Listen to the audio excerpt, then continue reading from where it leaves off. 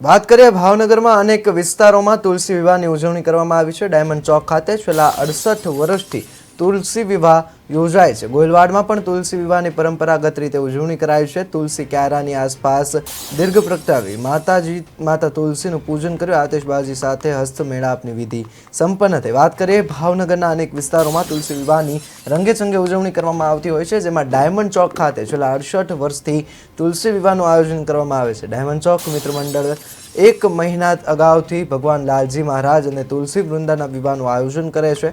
આવી જ રીતે ગોહિલવાડમાં પણ તુલસી વિવાહના પરંપરાગત રીતે ઉજવણી કરવામાં આવી છે, જેમાં ઘેર ઘેર હરખની રંગોળી રચી તુલસી ક્યારા આસપાસ દીપ પ્રગટાવી માતા તુલસીનું પૂજન અર્ચન કર્યું। ઠેક ઠેકાણે જે છે ભગવાન લાલજી મહારાજની જોડેલી જાન વાજતે ગાજતે નીકળી અને માતા તુલસી વૃંદા અને ભગવાન લાલજી મહારાજના જે છે લગ્ન સંપન્ન થયા। લગ્ન ગીતો, ફટાણા તેમજ મંત્રોના ઉચ્ચારથી આતશબાજી સાથે હસ્તમેળાપની વિધિ સંપન્ન થઈ।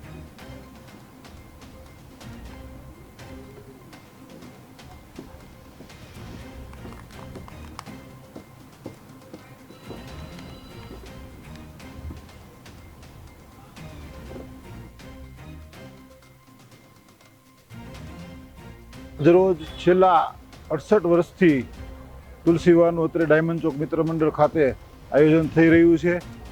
અત્યારે ડાયમંડ ચોક મિત્ર મંડળના તમામ કાર્યકરો તુલસી વિવાહનો આખરી ઓપ અપાઈ ચૂક્યો છે।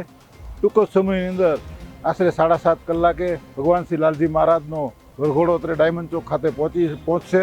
ત્યારબાદ હિન્દુ શાસ્ત્રોક્ત વિધિ મુજબ ભગવાન શ્રી લાલજી મહારાજ અને માતા તુલસી વૃંદાના લગ્ન વિધિનું કાર્યક્રમ યોજવામાં આવશે।